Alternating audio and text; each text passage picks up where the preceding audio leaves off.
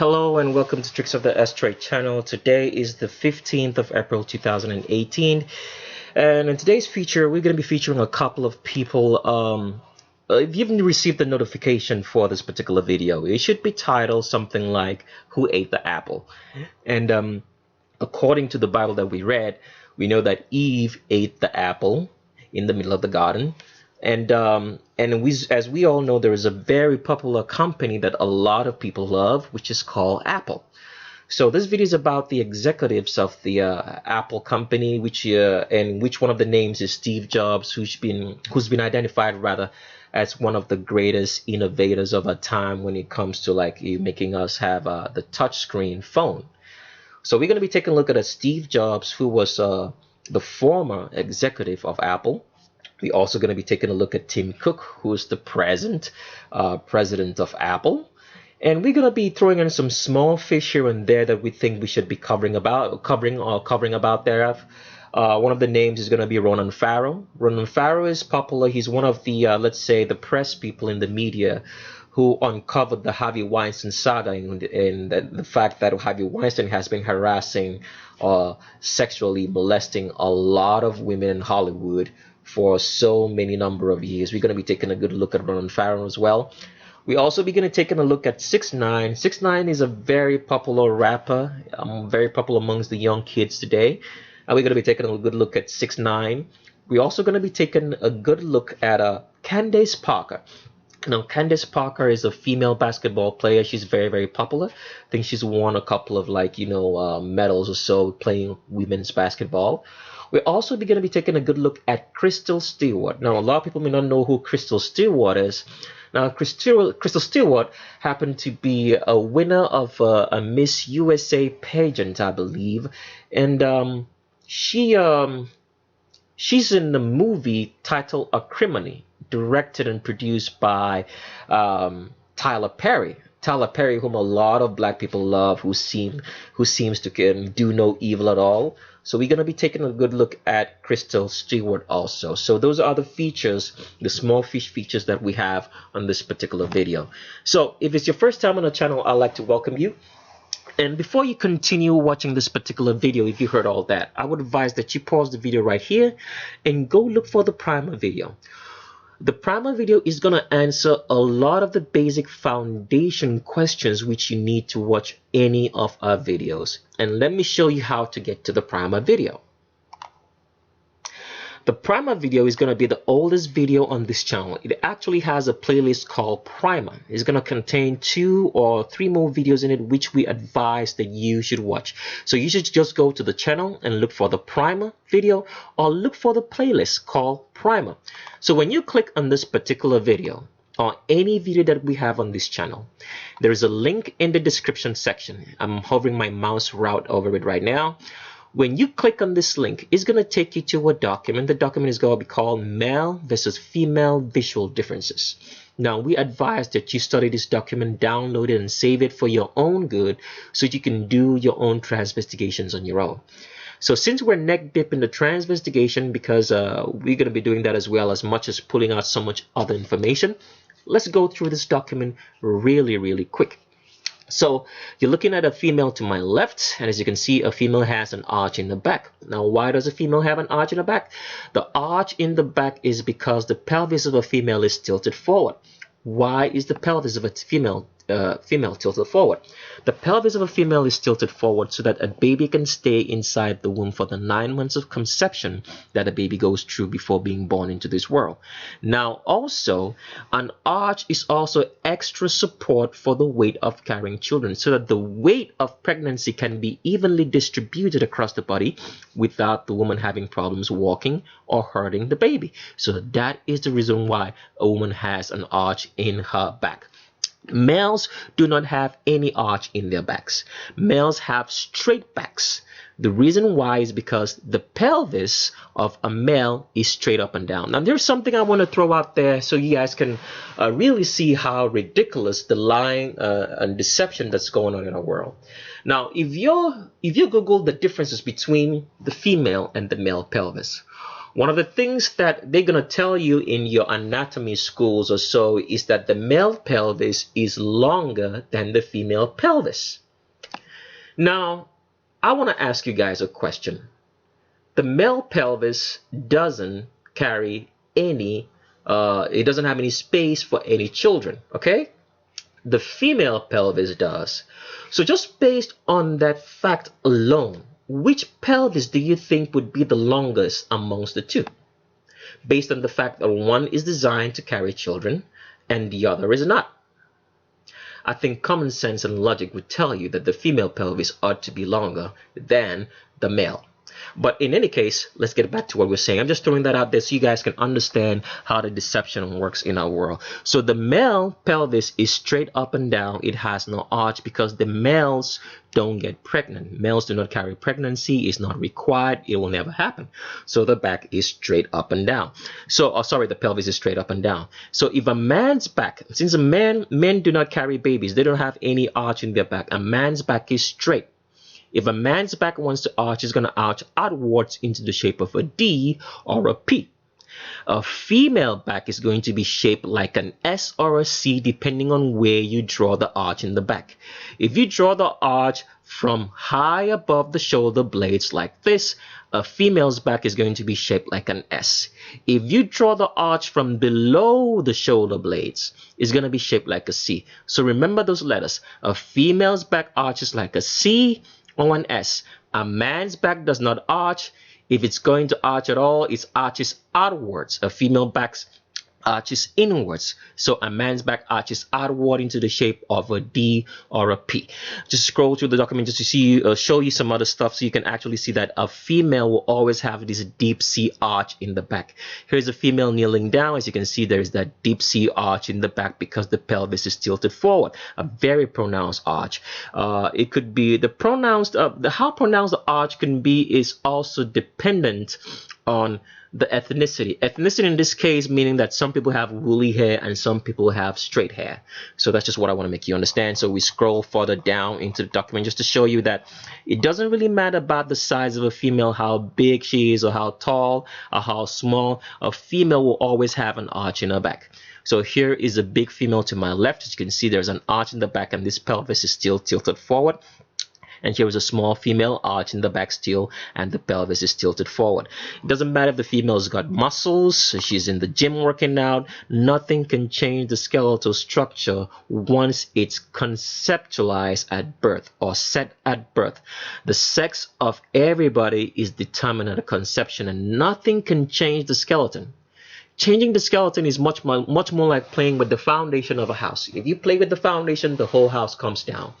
So nothing can change the skeletal structure. There's no amount of surgery that can be done to the body because anything that you do to the body is only going to affect the muscles and the skin and the fat and the water content, but nothing can change the bones.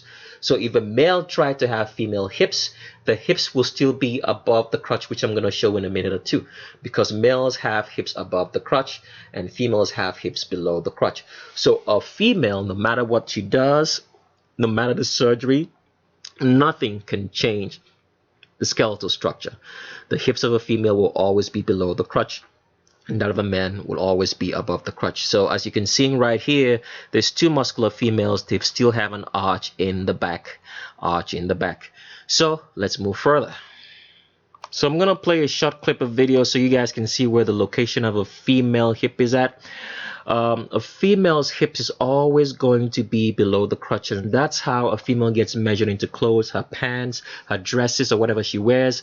If females had varying degrees or varying places for their hips, if all the clothes that are sewn around the world and shipped to many different countries were sewn according to that design, a lot of the clothes would not fit. But every female's clothes is sewn in such a way to make sure that the hips are below the crotch, because that's where it ought to be. So here is the clip right here. As you can see, the tape's gonna go round, and the widest portion that it goes around where the location of the female hip, as you can see right there, is below the crotch. The Q angle of a female starts below the crotch. The Q angle is the angle between the hip and the knee. And for males, it starts above the crotch, and for females, as you can see right here, it starts below the crotch. Now this female is going to turn around so you can see from the back where the location of that hip is at and where the Q angle is. As you can see right there, the Q angle is slightly above the bum line but below the crotch. If you have problems looking at someone trying to identify their sexes and you're having difficulty looking at it from the front, try to see if you can find a picture of the person from the back, because once you see someone from the back, you're automatically going to know this is a male or female because of how acute the Q angle is from behind. So as you can see right there, the Q angle of female is slightly just below her bum line but below the crotch. So let's move forward. So here's the part that I have to put out a warning on the video. This video is going to be a long video, so if you can't sit through a long video, I would advise that you pause the video right here and go do something else or just quit, because I don't want you complaining about it that it's going to be a long video. And secondly, as usual, the warning is that there is no slandering allowed in the channel. If you're going to ask a question, because we're here to just guide you along the way in how to make find out what's really going on in your world and come to the truth and reality of what it is. So we do not appreciate any rumors or slandering of people's name just because the whole YouTube community, which is designed by the Vatican, makes you do so in calling everybody a transgender. Not everybody is a transgender. In actual sense, there's less than 1% of the population that's transgender. The reason why it's made to look like there are so many transgenders in the world is because we are all conditioned by what we see on TV. So we believe everything that we hear and see on TV. So because you find a lot of transgenders in the media doesn't mean that everybody is transgendered. You actually have less than 1% of the population that's transgendered. That is a reality. But because the Vatican owns the media, it's making you believe that there are so many of them. When you get the book, you'll understand a whole lot of things. So that's the warning that we have to put out here, that if you're going to label someone a transgender, you have to provide facts in links of pictures specifically showing that the person has hips below the crotch, an arch in the back, a pelvis that's tilted forward, and a wide pubic arch. If you do not do so, then we're going to block you because you are slandering. We do not appreciate you asking questions without providing those links of pictures. You can attach a YouTube video that you did not make. You cannot attach a whole Google search result and say, here it is, the person is a transgender. That is still going to get you blocked and is still considered slander. You have to provide specific links of pictures. And you can't provide frivolous facts such as the person has long arms, has long torsos, has a slanting forehead, has an Adonis belt, has a strong jaw, has a big head, a small head, small ears, small hands, small legs and feet. That is still going to get you blocked. You have to provide specific links of pictures showing why you say this person is a transgender or not, based on the fact that the female skeletal structure is designed to give birth, and that is what differentiates the sexes. So you have to show in your links of pictures that the person has hips below the crotch, an arch in the back, a pelvis that's tilted forward, and a wide pubic arch to be considered such. And as usual, the Vatican is the one responsible for the transgenders running your world. All right?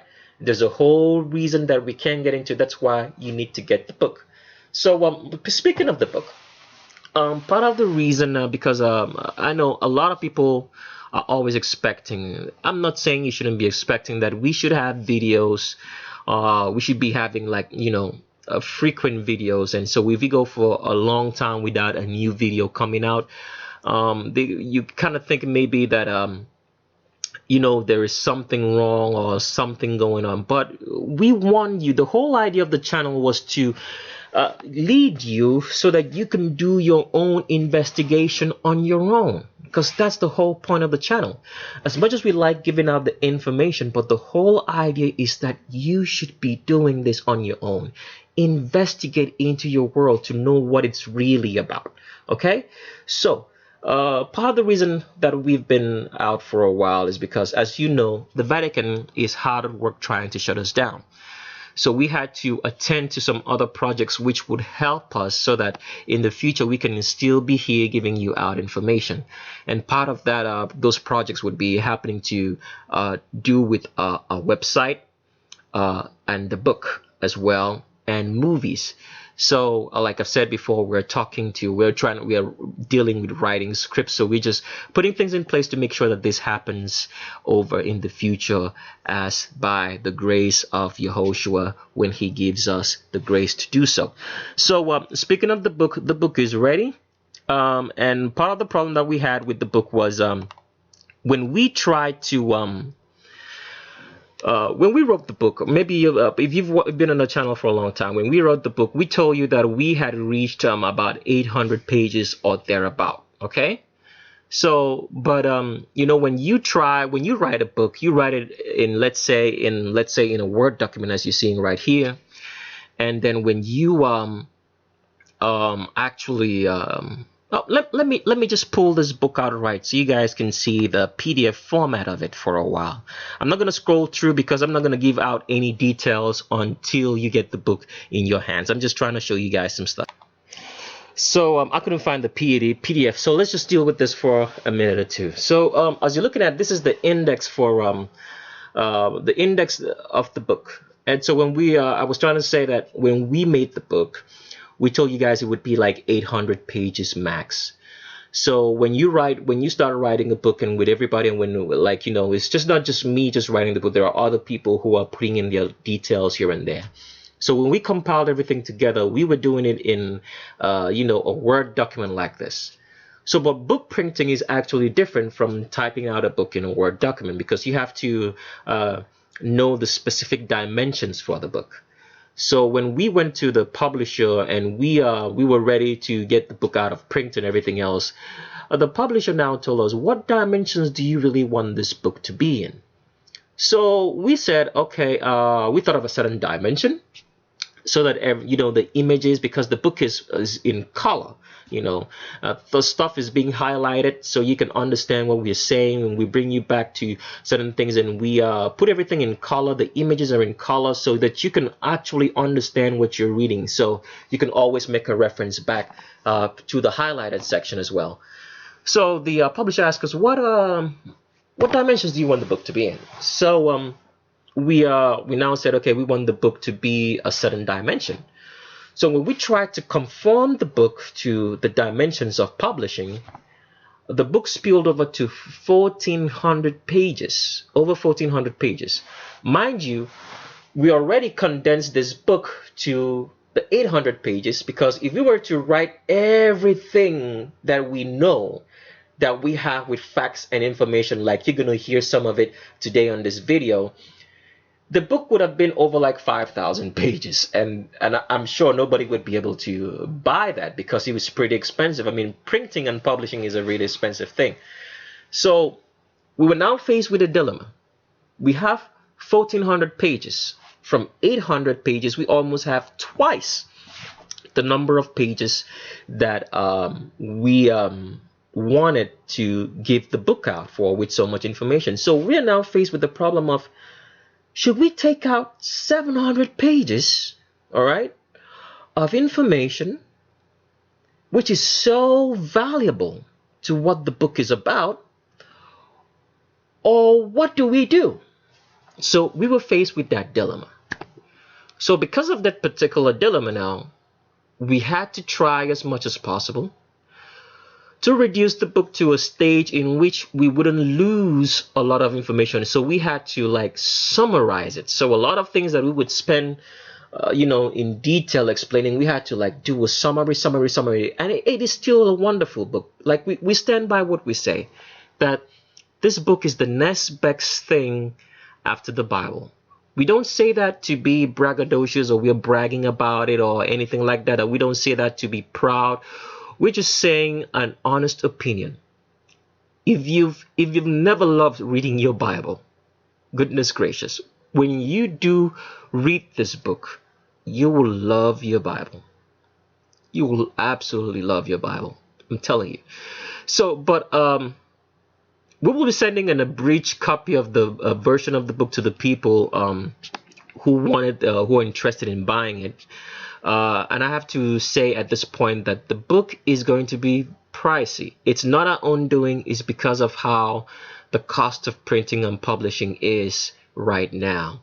So we would say that the book would be around within the middle 200s, excluding shipping and handling. That is the estimate. We will give you an actual price in the email, because you have to understand that we always looking for the cheapest price. So for each publisher, they all have their own price. So that is the estimate that we have for now. We'll send you a final price, and a final price, the accurate price, in email. So if you did send us an email and you were interested in the book, we will send you an email with the price and cost of shipping. If you do not get the email, you have to understand that we're dealing with sending the emails out based on your number in the list of the emails that we did receive from you. So let's say, for example, you were the first person to send us an email about the book, then you would be the first person we contact. So we would just go down according to your name or email in the queue that way until we get down to everybody else. So if you do not receive an email so quickly, I want you to bear with us and be patient, that we will send you an email. You best believe it. We will not leave anybody out. We will send you an email with the price and cost of the book. So just bear with us. And if you're still interested in the book, you can still send us an email. So when we go back to the publisher to get some more copies, then we can print it according to the number of emails that we still receive. We're still receiving emails, so if you're interested, please just send us an email and we'll let you know. So here is an index of the book. It's 934 pages. So this is part of the index that I'm scrolling through, and I'm just going to scroll through and just show you, maybe just like the book has a lot of chapters. So if you get the book, please, the book is listed as having only 27 chapters, all right? But there are more things that we talk about in those chapters that we could not list, because if you try to list the whole number of chapters, whole number of chapters in the book, it would have been so many chapters. It would have been up to like 50 or 57 chapters. So there are so many things we talk about in the book that you have to read through to see and understand the meaning. So I'm just scrolling through like the index, so you can help you go to each particular page, and if you're looking for something, and so you can all find out. All right, so I'll just show you. Let me see if I can scroll a bit and just show you the 27th chapter. Let me see, that's based on the conclusion. This is just part of the book. Let me see, scroll down. I want to get to the 10. That's not the chapter right there. Okay, this is the conclusion. All right, the concluding or summary of the book, the last chapter of the book. So this is just a scroll through. The book is ready. So like I said before, we'll send you an email with the price and the cost of shipping. If you don't receive an email so quickly, please just bear with us. We'll send you an email in the order that we did receive your email when you were interested in the book. We will send you an email, and everybody will get a copy or any number of copies that you so wish. We'll give you instructions on how you're gonna order the book and how to make payments for it. We'll send you all that in the email. So just be patient with us and you'll get that. So let's continue on to some other things that we wanted to talk about today. So before I talk about what I want to say, because there's some information things that I just have to make you guys understand. We're going to be playing a couple of videos just showing you just some examples. Now for the story, I'm going to tell you a story after this particular point in the video. So for this story, I need you guys to go, you could pause the video and I want you to get 4 things and get ready for the story. So the first thing you're gonna get is, if you're in the United States, rather, this is specifically for those in the United States. If you're outside the United States watching this, then you would just have to bear with us, and we'll show you examples. So if you live in the United States, I want you to get a quarter of $1. All right. I also want you to get a dime of $1. I also want you to get a nickel of a dollar, and I also want you to get a penny. So what am I saying? I want you to get 25 cents, which is a quarter. I want you to get a dime, which is 10 cents. I want you to get a nickel, which is 5 cents. And I want you to get a penny, which is 1 cent. Now, when you get those coins, I want you to place them in such an order in which the quarter is first, the dime is second, the nickel is third, and the penny is last. And the way I want you to place these coins, I want you to place them in the order that the face of the coin, which bears the name of the president, which the coin is imprinted on, is facing you. Okay, facing you. That means you can see the face of the coin and see the face of the president, and make sure that the face of the president is pointing in the direction in which you can clearly see. That means it's not backwards, but you can actually see the face of the president. Now, for the dime, is it the dime? Let me make sure that I get that right. I want to give you specific instructions for the dime. Sorry if I said nickel. I wanted to give you, oh, sorry, if I said dime. Sorry, I repeat that again. Sorry if I said dime. I wanted to say nickel, all right? So I want to give you specific instructions on the nickel. Now, for the nickel, I want you guys to make sure that the nickel that you have is a version that's earlier than 2001, if you can find it. If you can't find it, then this whole story is not going to make any sense at all. So try to find a nickel that's earlier printed than 2001. The reason why I'm saying so is because I think from 2000 and I'm not quite sure which year it is, but from 2014 or 2015 up, the way the face of the president on that nickel has been changed. So instead of having a side view, because if you notice, all these coins are going to have a side view of the president. In the nickel, they changed it earlier to make it have a face view. That means a front face full view instead of a side view. So that's what I mean. So if you can find any version of the nickel that's earlier than 2001 in which is facing, or if you can find the nickel in which the face is a side view and not a full view, then you can use that. Otherwise, it's not going to work for this particular story. So I want you to get all that in place, because we're going to tell you a bit of a story as you're watching this video. So before that, as usual, you guys should know that the Vatican is hard at work trying to shut us down. So for any video that we have on this particular channel, please do download the video, save it, re-upload it, do whatever you want to do. Because as you can see here, they will shut this video or shut this account down one way or the other when the truth gets way too much and it's something that you cannot be denied, because the channel is making you to see clearly away from the refractive lenses that the Vatican has put upon all of us. All right. So after a while, it's going to be something that they cannot deny, that they just have to find a way to shut down. Because they can try to pretend that what we're saying is not true, or what we're saying doesn't really exist. But there's so much they can pretend. After a while, it's going to be a nagging problem. So please save the videos, all right? Download the videos, save it, spread the information, do whatever you want to with the videos.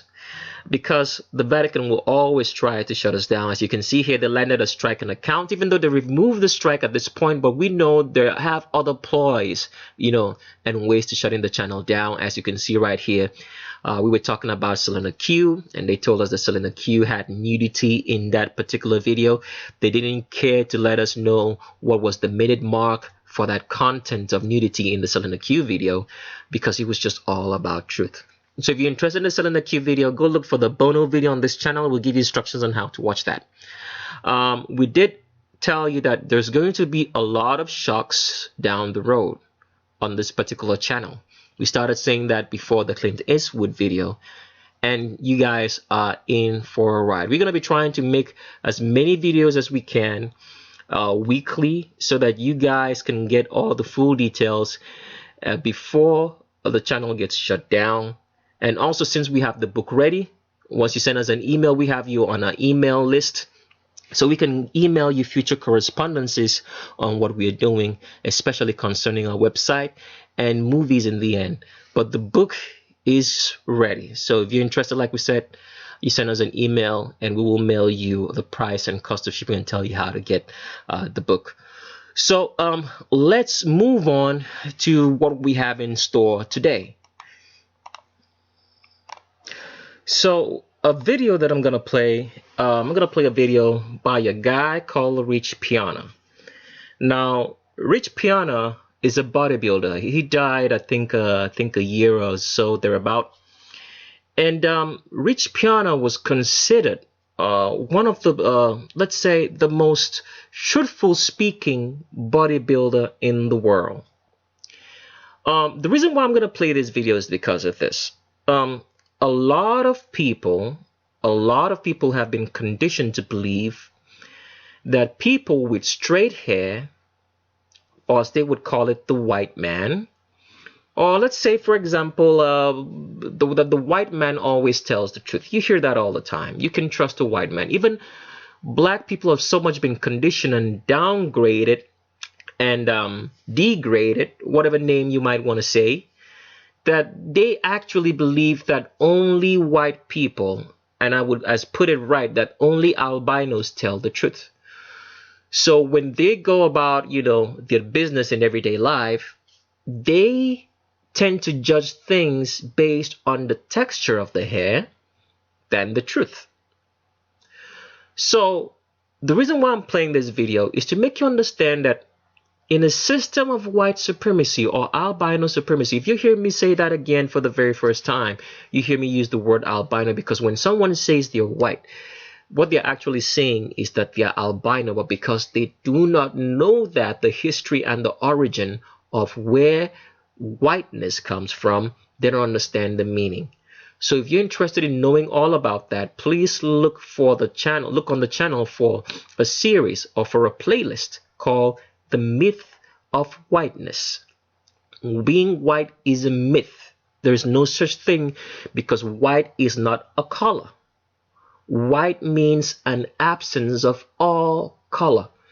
All right? White is not a color. So when you say you're white, you're considerably saying, what you're saying is that you're an albino. That's the best way I can put it. There's no such thing as Neanderthal genes and people adapting to coal making them white. No such thing does exist, because if it was the case, black people today living in very cold regions of the world should be turning white, and the texture of the hair should be straight instead of woolly, but it doesn't happen. So we're talking about white supremacy, that there is no truth in it. There's no truth in it because once the organized system, the way it's designed, is designed to tell you a lie. Now, Rich Piana, who's going to be talking here, is going to tell you some basic truths, all right, and make you understand that this so-called white supremacy only does exist on paper. It's the art of storytelling that makes us believe this. But even at the same time, when Rich Piana, who's been considered as the most straightforward, the most, I'm trying to find the words for it, the person who tells the most truth in bodybuilding, Rich Piana, can tell you a truth, and then also at the end of it, he throws in a lie and confuses you, because the idea is to sell you the lie and not the truth. So I'll let Rich Piana play, and then we'll come back and talk about some things which we have to, but maybe before I should let Rich Piana play, I have to make you understand a few things here, all right? A lot of people make athletes around the world to be their role models. It means his name could be LeBron James, his name could be whosoever you want to name him to be.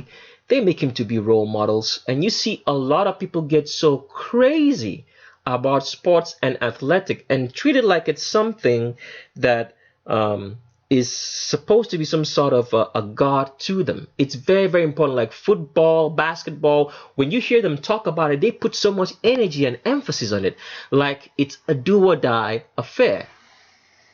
Here's one thing I want to let you guys know. I've been in sports for a while, and here is the truth that you have to know. Everybody in sports is a walking pharmacy at the professional level. So I'm choosing my words correctly now. So professional level means at the level in which they say you are a professional or you belong in some sort of world recognized league. Everybody does steroids, drugs. That's just the best way I could put it. Because if you, for example, watch football, you see these guys weigh over 300 pounds, run at crazy speeds, take hits that no normal human being can. They're injured, they recover quickly, and they come back at it again.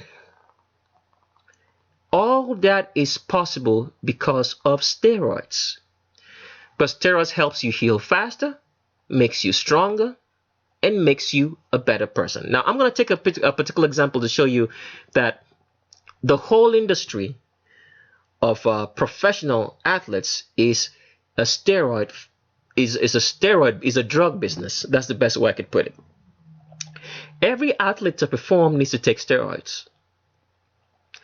Steroids only become a problem when the Vatican, who owns all sports, is targeting a specific athlete, because that athlete is no longer condoning, or let's say conforming, is no longer conforming to their dictates. Then it becomes an issue. Now, the way steroids is done is this. If, let's say, you want to try to get into be a professional athlete, and you've been working yourself through the ranks, through the amateur ranks, and you arrive at the time they call you a professional. And let's say, for example, I'm going to take a pick now here and say boxing. You go, you're a boxer. You've gone through the amateur rounds through your school, and then you arrive at the professional ranks.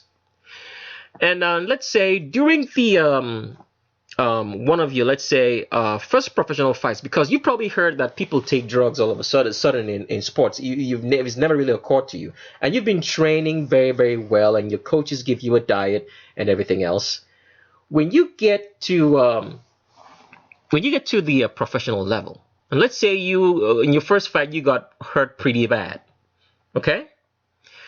Because your trainers and those who hire you are gonna gauge you to see if you're going to conform or not. So the whole professional, getting into that professional rank is only about just gauging you to see what type of person, if you're gonna conform to the system or not. And let's say you take a hit. Let's say you're very, very good at what you do, and you took a hit and you got injured, and your injury won't heal as quickly. And remember that being professional means that you're signed to, like, let's say if in this example, a boxing consortium who promotes you and everything else, and there's a ton of money that you're supposed to be making for them. So you take a hit, and the injury doesn't want to heal. And they take you to the doctor, and the doctor says, I'm gonna give you something for this because I don't think you're healing as quickly as possible. Just remember that you're on a contract. The more time you spend on the sidelines, the more that money dwindles, and sooner or later, if you're solely depending on that, you're gonna be out of a job very soon. Because being a professional athlete, you're giving 110%, not just even 100. So the doctor now tells you, okay, we need to give you something. And you ask the doctor, what is that? And he tells you, it's just something just to make you heal faster. And you're interested in finding out what that is. And you go and say, I've read about that. That looks like some sort of steroid. The doctor just says, but it's necessary for your health. And you say, no, I don't want to take any steroids or put anything into my body that's not going to help me or is going to put me in trouble. So you get off, let's say, the table in which the doctor is making all these assertions on you. and you meet with your coaches and you tell them like the coaches tell you, okay, what happened? You met the doctor. What did they say? And you say, oh, I met the doctor and he was just trying to say that he identified a drug that I should take, but I think the drug is a steroid based kind of drug. I don't want to take anything that is going to ruin my career. And the coaches look at you. Then they call you to the side and say, look, everybody in this business takes steroids. And you're like, what? Really? They say yes. They tell you, even the greats, they mention a name, they throw out a name and say that he took steroids, whatever name that they want to call, who's very, very known in that sphere or sport. And you're like, really? You say yes. And you kind of ask the question, so, but why doesn't nobody talk? And they tell you this is the way the business is run. Okay? It's a known secret in the industry. So when you hear that and you say, really, you go ahead and take the steroids. And later on, most steroids are going to be introduced to you. And you will keep taking them because they're going to let you know that the whole industry and everybody, even your favorite athletes, are taking it. The whole industry of professional athleticism is based on steroids. It's not based on any like human performance. Because I'm going to give you a typical example. For example, right here, let me just show you guys something. So what you guys are looking at is a record of 100 meters of how fast athletes have been running for 100 meters since the year 1920. Now, what I want you guys to take notice of is that from 1891, all right, the 100 meters was only run under 10 seconds. That means nobody moved under 10 seconds. It's always within the 10-second range for 100 meters to be run. And this record was held since 1891. All right, from 1891 until let's scroll down a bit more farther in here, until 1968. So that's how many years? From 1891. So from 1891, you have just let's say 9 years to make it 1900, and you add 9 years to 68 years. That would be 77 years. For 77 years, I want you to remember that number very, very well. For 77 years, nobody could run the 100 meters under 10 seconds. It was always within the 10-second range. So what changed? What changed and started making people run under 10 seconds into the 9-second range? Steroids. And the first person to break that 10-second barrier was a guy called Jim Hines. And meanwhile, Jim Hines had been running this same 100 meters for years, and he was still running it under or within the 10-second range. Then all of a sudden, he dropped it down to 9:95. What do you think changed? Steroids. So the whole idea of sports, it's really not about the best way I can put it. It's not really about the best performing athlete, because that's the reason why I want to play this Rich Piana video, so you guys can actually listen to what he has to say, so you can understand that white supremacy is as false as, I don't know what I should even call it, how false it is. It's based on no truth. You will never get any truth from anything that the media is being run by the system of this world, which is run by white supremacy at the moment. All right, so let me play this video and you guys should listen carefully. I'm going to play it up to like maybe 7 minutes of the video, then I'm going to stop, and then I'm going to come back so we can get into what I'm about to show you. Because remember, I told you I had a story to tell you, that you should bring up a quarter, a dime, a nickel and a penny. So keep that in mind if you have done so. Let's play this video first and then we can continue. Hey, what's up, everyone? I'm here with Dylan. Met him today at the expo, and this guy just blew my mind seeing his fucking genetics, like, unfucking believable. Crazy ass all over the waist, big ass blood muscle bellies. And looking at this guy, I would guess he would weigh at least 250, and he weighs 215. 215. How is that possible? His small little joints, full muscle bellies, and it's fucking insane genetics that I don't have that I wish I had. And probably because I'm a white motherfucker. He's black, we all know. So like I told him earlier, I said if I ever come out with my own bodybuilding fucking contest or whatever, I'm gonna have, it's not gonna be lightweight, middleweight, it's gonna be black guys is in this class and white guys are in this class. Because it's unfair. Sorry.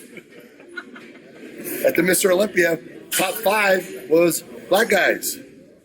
There's a reason for that shit. And when you see a white guy in the top 5, it's because they need to throw a white guy in the mix, because otherwise it just don't look right. So they just throw a motherfucker in there. And every time that white guy doesn't belong in top 5. I'm not going to name any names. I'm just talking shit. Don't mind me. Being funny. All right, brother. So what we're going to do is...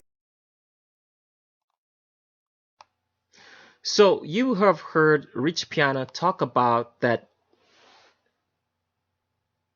blacks, all right, are superior genetically, that there's no comparison whatsoever. And he said that if he ever had a competition, it wouldn't be black guys and white guys in the same lump. That they would just totally pull the black guys and make them compete by themselves, and make the white guys compete by themselves also, because they can compete together because blacks are superior. That is what Rich Piana said. He's somebody who has been known in the industry for telling you the truth and telling you like it is. But then he added something else. I'm just joking. He said that. I'm telling you the truth. He said I was just joking. I'm just playing around. So why would he add that? Because he told you the truth in the first part, and then he added the lie by telling you, I'm just joking. So whatsoever he told you in the first part is negated, because now you hear that and you say, oh, he was just joking. It's not true. That is how white supremacy operates. There is no truth in whatsoever. If they tell you any amount of truth, it's only to tell you a lie. So like I've said before, all athletes, it doesn't matter if you're as long as you're in the professional ranks of being an athlete, they are on steroids. Let me give you a typical example in bodybuilding. Bodybuilding is a very extreme sport at the professional level. So in order for a lot of bodybuilders to have that what they call shredded look, they do a lot of things to be shredded. But they don't completely tell you the whole truth because they don't want you to know this. So I'm just going to spill the beans right here. So in most competitions, when a bodybuilder bulks up, he builds a lot of muscle. But to let the muscles show, he has to strip off the fat from his body so the muscles can really show. It doesn't matter if he's a black guy, or it doesn't matter if he's an albino, as we call it. White, that means anybody with straight hair. Okay? So when you're building the muscle and you're getting ready for the competition, you go through a lot of cardio to strip out the fat. But the body, because the way the body reacts is like when he sees that you're leaning out, the body's going to want to eat more, okay? But the idea is that you don't want to build fat, you want to build muscle. So how are you going to strip fat and have more muscle showing? Because some of these guys reduce their body fat percentages to a very low body fat percentage, sometimes as low as 7% body fat while on stage. How can you maintain that? Because in a natural sense, when the body knows that it's losing fat, it's also going to lose muscle. That's just the way it works. So how do you trick the body and make it stop losing the muscle and lose only fat? Because when you're eating, the body is going to also want to attack the muscles to have some sort of energy so that it can go on with its normal daily processes. What these guys do is take some coke or heroin, some hard drugs. What do hard drugs do? Hard drugs cut the appetite for you to feed, all right? But it tricks the body into thinking that it has enough energy reserve so it doesn't attack the muscles. That is what competitive bodybuilding is about. They take hard drugs to cut off, all right, the appetite that the body has for feeding on its muscle instead of its fat. So everybody in bodybuilding is doing, professional bodybuilding, let me say that right, is doing some sort of steroids. So that means, as you've heard from Rich Piana here talk about the genetic difference between being an albino, which he is, which he calls white, and the black guy on his right here, and talking about the bodybuilding competition, he's letting you know that in athletics, it's all about, it's not really about athletic performance. It's about maintaining the system of white supremacy. Because there is racism in everything. So I just wanted to show you that so you can see how white supremacy performs. That there is no truth in it. Absolutely no truth at all. So with that said, let's get into the story that I told you to have a quarter, a dime, a nickel, and a penny. And if you've pulled it out in the proper order, like I said, by keeping the quarter first, the dime next, and the nickel, and the penny, and making sure that the faces of the president are facing in whatever direction that they're going to be facing. If you lined it up correctly, you will notice that the quarter, the dime, and the nickel is going to face left. It's going to face left to your orientation, but it actually means that the presidents are looking right. And the nickel, which has Abraham Lincoln's face, is going to be facing right. That means Abraham Lincoln is looking left. But when you look at it, it's going to be looking right. And you also notice that the penny is colored copper. Now, the next few statements that I'm going to make is not based on any proof. But we are investigating a lot of myths that's been told to us by the elite who run the world today, who happen to be albino and living in the Vatican. You'll understand what we're saying by the end of this video a little bit more. So let's get into it. So if you did get your quarter, your nickel, your dime, and your penny in the right order, this is what you should be getting. All right. You would see that all three presidents, President George Washington, who's on the quarter, 25 cents, he's facing left. He's facing right because he's turning right to he's turning his right cheek.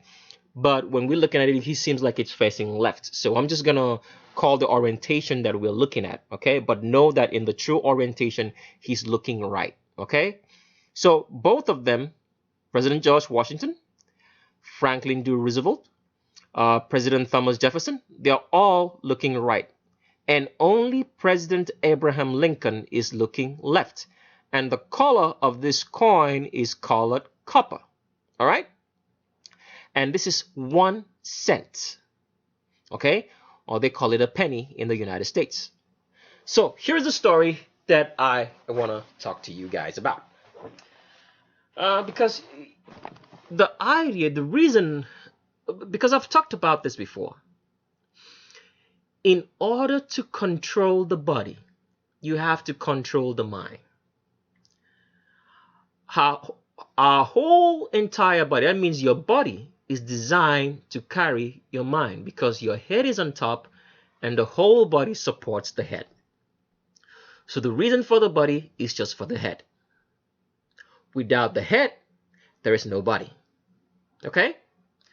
So you have to control the mind. That means you have to control the head to control the body. It's not the body, the mind. It's the mind, the body. Stories are told to us every day, and we never for a second stop to think about it. Now, the story I'm going to tell you right now is about Abraham Lincoln, okay? But I am going to use Donald Trump to tell you the story. So, Donald Trump, as we all know, is an albino, or we can call him a white man, as they say. For the sake of this video, let's just say that Donald Trump is a white man, okay? Irrespective of whatever he is. Now, let's say that Donald Trump is living in the United States around the time of Abraham Lincoln. And Donald Trump, as we all know, the world today is ran by albinos, or white people as we call them. So let's say Donald Trump is living the time of Abraham Lincoln, and they have slaves. That means black people or people with woolly hair are slaves in that era.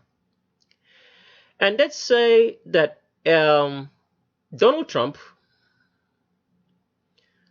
let me just put it right. Let me just make this story a little bit more right. So let's go back a little further. Let's say Donald Trump. I said that the story would be about Abraham Lincoln, but I'm using Donald Trump as reference. Let's say in this particular era, let's forget about that I said that Donald Trump lived in the Abraham Lincoln era. Let's say that he's living in this era right now, because Donald Trump lives right now in this era. Let's say Donald Trump, who happens to be the president of the United States, and the United States is run by white people, by albinos, as we call it. Let's say Donald Trump makes an order and says that he wants to give every black person every month from henceforth $200. That means as long as you have woolly hair, you be getting paid $200. And Donald Trump goes to all his white friends and all the companies that are being run in the United States, and he tells them that you have to pay all black people $200. If you do not pay all black people $200 specifically, that you're going to get in trouble, and he's coming to get you, and he'll have the United States military coming for you. I want you guys to think about the scenario for a minute and let it sink deep into your consciousness. Would Donald Trump win that fight?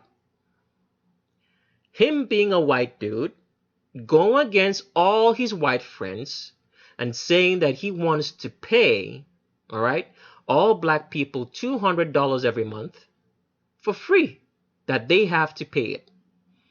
Only black people.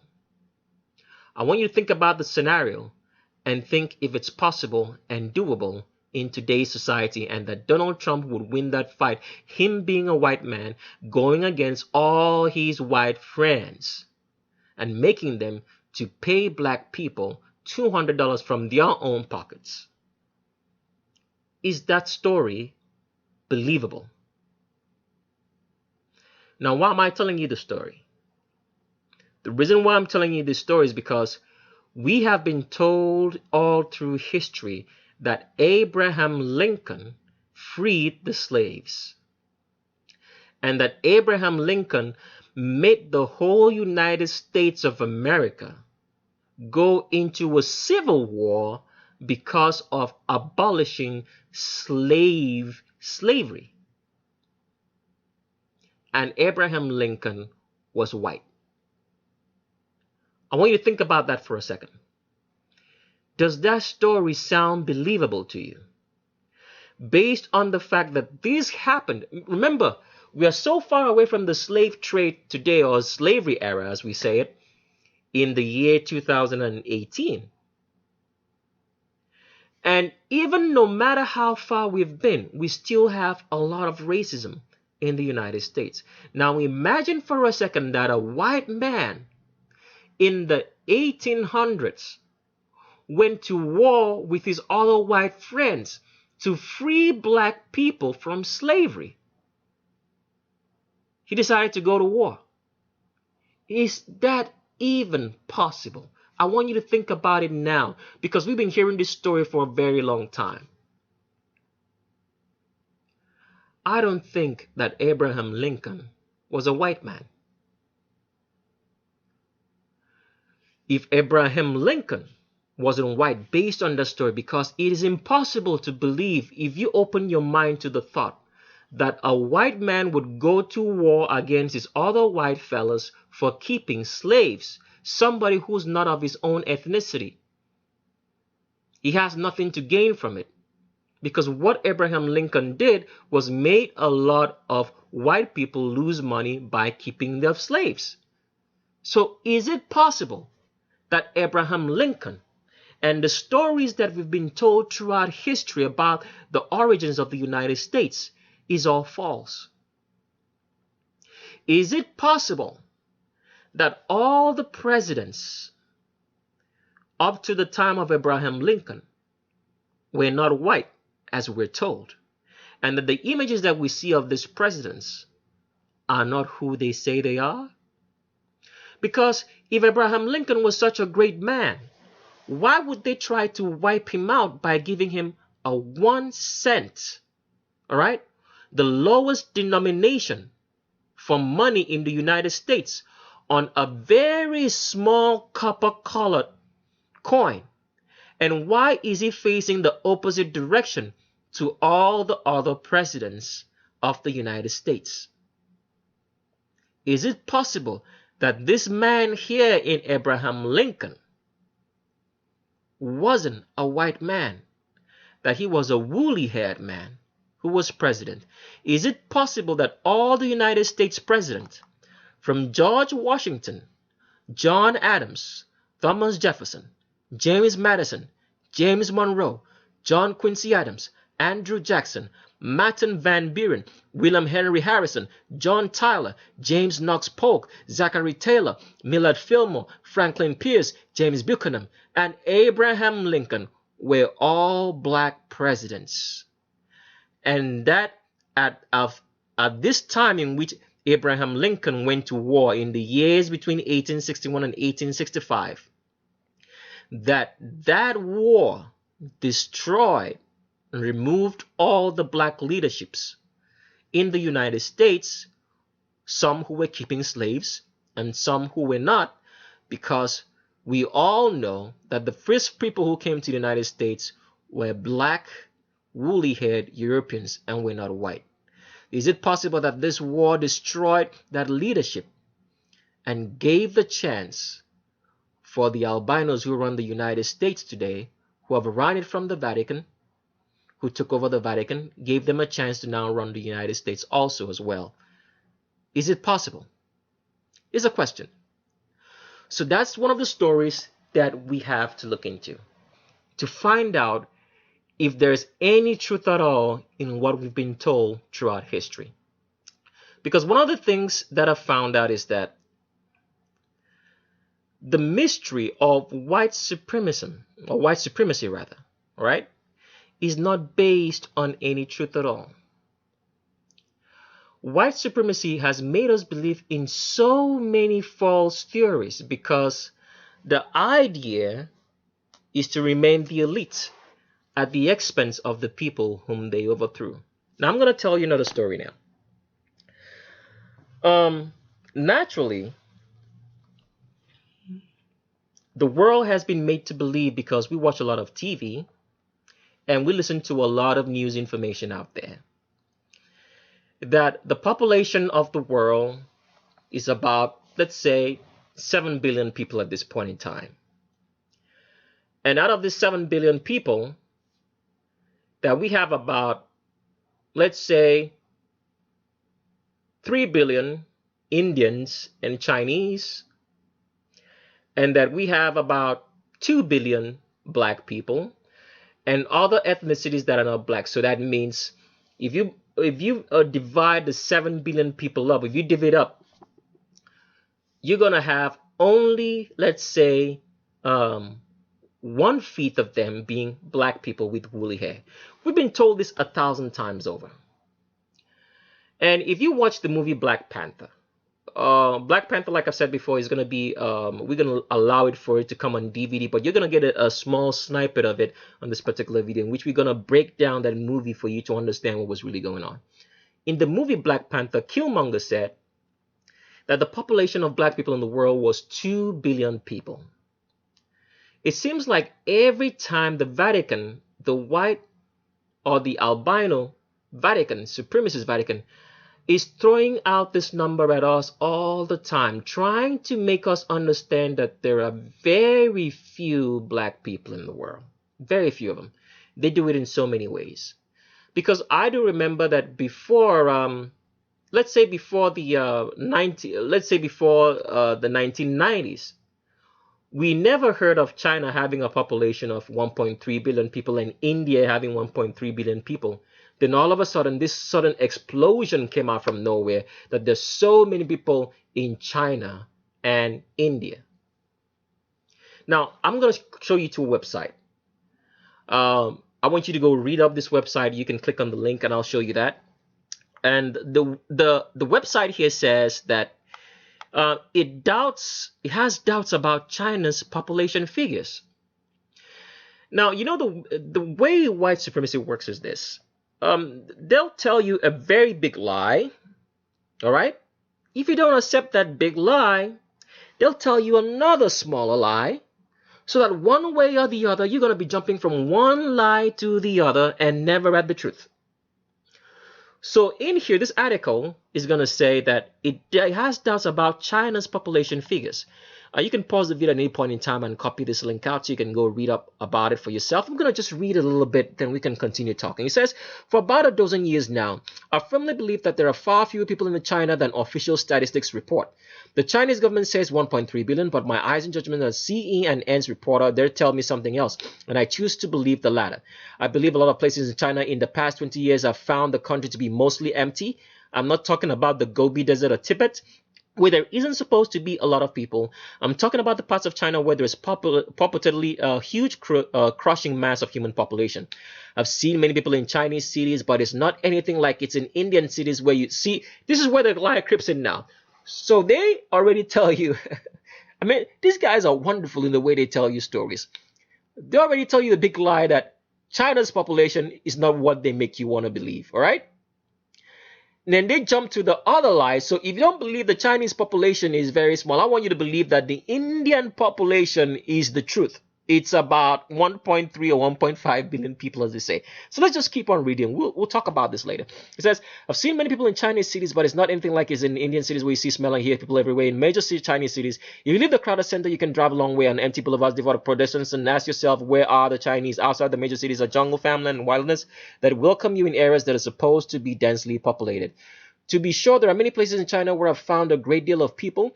I've had my bones crushed by thick crowds and buses and subways at rush hour in Shanghai and Hangzhou, and I've sat hopelessly in traffic jams in Beijing and Guangzhou. But at the same time, I simply cannot believe that Henan, a central province that is 1/4 the size of France, is home to 100 million people, nearly double France's population. Okay? So I won't have time to read into all this, but you can pause the video like I said, copy out the link, and go read up on it. The whole system of white supremacy is a fraud. Fraud from top to bottom. There is absolutely no truth in it. And here's one thing I have to tell you. I just want to tell you something. I've been around the world and I've been a lot of places. And despite being a lot of places, my mind was never open, all right, to thinking about what I was seeing. I still love watching Cat Williams. Cat Williams made a statement one time when I was watching one of his comedy shows. He said, there are black people everywhere in this world. He made the joke and said that, an albino or white man will wake up and say he wants to go somewhere. And when he goes there, he just goes, sees black people just laying around. And he goes to another place and say, oh, there should be no black people in this island. It's all just going to it's just going to be me by myself all alone. And it's not going to be any black people. And he goes there and he finds black people. So at the time when I heard Cat Williams say this, I was just laughing at this dude. I'm saying, this dude must be crazy. He thinks black people are everywhere? Mind you, I have traveled the world when I heard this. This is what happens when your mind is conditioned by what you see and hear so much on TV and what the Vatican's white supremacist media tells you without you looking at the truth. So now we're observing the truth. So we're going to observe the truth. And the truth is that we want to find out which continent in the world is the largest. Because based on how big the continent is, it's going to have more people in it. So for us to do this, we're going to pull up a world map. All right, I'm going to pull up the map of the world. And looking at this map right here, because, white supremacy, just looking at this map, anybody looking at this map would look at Africa and say, Africa is so small. But what is the true size of Africa in the first place? So let me try to blow this up as much as I can so you guys can see it perfectly well. So the way we're going to judge this is that we're going to judge the flight time it takes to cross amongst the continents.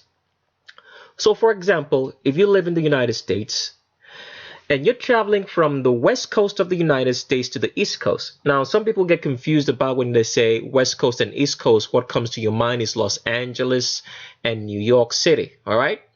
But you have to know that New York is in the north. Let's say the right location for New York would be the northeastern portion of the United States. So once it goes into the northeastern portion of anything, that means you're traveling in a northern direction or north-southerly direction. So if you're traveling from New York to Los Angeles, you'll be traveling in a north-southerly direction towards Los Angeles, because they're not the same at the same point of latitude. For example, right here, looking at my screen, Los Angeles would be around right here, and New York would be around right here. So you'll be traveling diagonally. So that means you'll be traveling, like, let's say, traveling the length of the United States. That's the best way I can put it. So if you're flying, the flight time, flying from the west coast of the United States to the east coast of the United States is going to take you 4 hours and some minutes. All right. If you're traveling in a north to south direction, would be the direction that we'll be flying diagonally from Los Angeles to New York City, or from New York City to Los Angeles, it's going to take you about 5 hours. So that's a north top to down, bottom direction, from north to south. Now, if you're traveling anywhere, all right, in Europe on a flight, anywhere across Europe, the most time you're going to spend is 1 hour and 40 minutes anywhere across Europe. Except you're going to Russia, then you can spend up to, let's say, maybe 2 hours or thereabout, but that's max tops, okay? If you're traveling in Africa, if you're going from from West Africa, as we say it today, that means from the Atlantic around this area, to the eastern portion of Africa and towards the, let's say, what they usually call the Horn of Africa, where you have like Ethiopia and the Sudan right here, is going to take you 9 hours of flight time.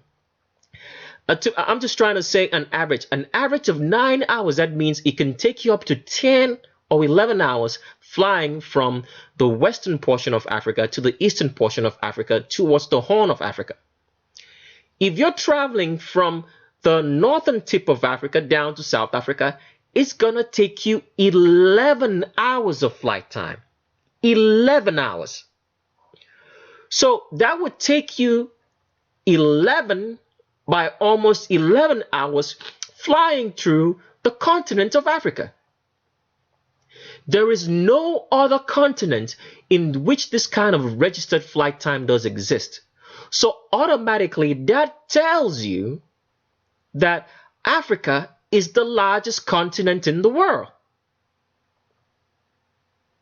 But why is Africa being portrayed to be so small on the maps? Because they want you to think that Africa is just a small continent. The idea is to make black people to believe that they are the minority. So if you think that anything that I'm saying right here does not make any sense or doesn't have any truth on it, next time you fly, because all the flight times that I've mentioned to you, I have been in it. Okay? So get and check, maybe just try to get on your laptop or your any tablet that you have, and try to see if you can book a flight, a straight flight without any connections, to see the flight time, because white supremacy does know that people are catching up to this. So on most let's say airlines, when you try to book a flight, they don't show you the duration of the time that you're going to be spending, so you don't know how many hours or how long the flight is going to be, so you don't make sense of things. So get on your laptops, all right, and check out this flight times for yourself and see. You don't have to be a frequent flyer, just check it out, and then you will start to know that Africa is the largest continent in the world. And another proof is in the River Nile. The River Nile is the longest river in the world. But when you get on the website and try to check it out and see which longest river is going to be in the world, they're going to tell you something like the Amazon, all right? But we're talking about distance traveling from top to bottom in a straight line. We're not talking about the Amazon, which is circling around in almost around the same place and saying that it is the longest river. The longest river in the world is the Nile. And for it to be the longest river in the world, it has to be on the biggest continent on the planet. So that is one of the things that I just want you guys to check it out and see for yourself, so you can understand what's really going on here. And I never for a second thought about it to say, hold on. How can you have 1.3 billion Chinese and maybe 1.4 billion Indians, as they say, that there are much more of them than black people? In the first place, let's think about this logically. Being black is the dominant gene. That means is the nature of man. And having straight hair or being an albino is recessive.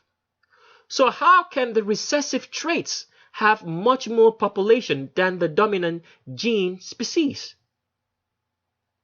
Now, this whole idea of making China and India have the greatest population in the world is on paper. It's not truth. Because there are more black people around the world than anybody else. Everywhere you go, you're going to see your black people. You're going to see black people everywhere you go. The only places you do not see black people, or you don't see black people, are in places which are very, very heavily prejudiced against black people. I didn't say racist, because there's a difference between racism and prejudice. And a lot of people don't understand that. In the book, we go into fine detail about that to make you understand the differences between prejudice and racism. So you find black people everywhere. But yet the numbers are being underreported. You go to the Caribbean, you just see black people. You go to South America, black people. You go to the United States, black people. You go to Europe, you still find black people. They may be immigrants, but there are still a lot of black people. You go to China, you still find black people over there. You go over to the Pacific Islands, you still find a lot of black people. So why is it that they make us believe that black people are a very small population in the world? It's because it's this. White supremacy has to make black people have an under siege mentality, to always believe that they're the smaller and minority of the world's population. Because if you do not do that and control their minds, you're not going to be able to control their bodies. Because if the black people of the world realize, especially the so-called black agents, which the Vatican uses to make this possible, because a lot of people think that white supremacy is evil and bad, but the biggest traitors of all time are the black agents who are making it possible. Because without the black agents, all the black leaders, it doesn't matter what name you want to call them, whether it be Martin Luther King or not, they're all agents of the Vatican, because the Vatican provided the platform for them to tell you whatever they want to tell you. Let me show you something about Martin Luther King that's going to shock you for a minute. Let me show you that. What you're looking at right here is the last speech that Martin Luther King gave before he died. Now, if you read or you listen to how Martin Luther King died, you will hear that he died in a hotel. The hotel, I think, was called the Lorraine Hotel. And one of the guys who narrates the story says that Martin Luther King was in room 306, and there were 3 preachers of them inside that hotel room a few minutes before Martin Luther King came out on the balcony and got shot dead. Is that a strange coincidence that you have the Vatican code of numbers in there? 3 preachers in room 306 in the Lorraine Hotel? That's not a coincidence. If you've heard me talk about the Vatican Code of Numbers, get on the channel and look for the Lisa Lopes video or Lisa Lopez video. I don't know how to pronounce it. And just look for the playlist called Vatican Code of Numbers. It will explain that for you.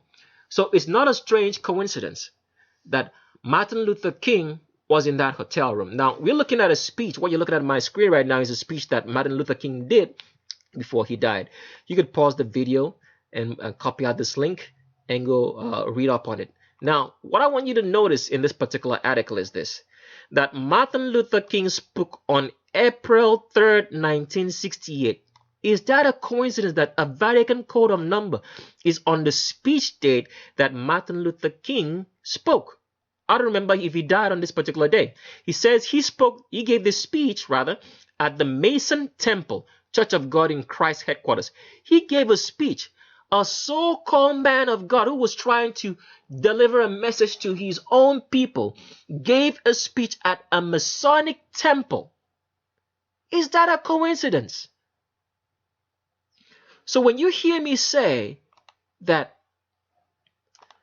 black leaders are the worst traitors of all time, because white supremacy is only possible because they buy into it and allow it. And one of the methods of controlling the black agents is making blacks in general, because a lot of black leaders are very, very stupid. They have no idea. They just go about that since it's coming from a man that's white or an albino, that is the truth. So since we've been force-fed every time that China has 1.3 billion people, India has 1.3 billion people, and through the movies such as Black Panther that there's only 2 billion blacks in the world, we all believe that blacks are a majority. That blacks are a minority.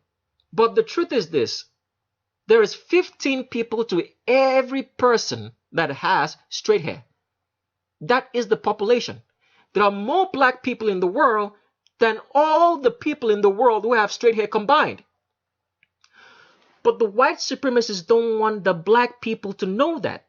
They want you to believe that you're a minority. Because when you believe that you're a minority, you always act as one. So they serve all this sort of nonsense to black people, including the stupid black agents which they use to run the world, and make them believe you guys are so small.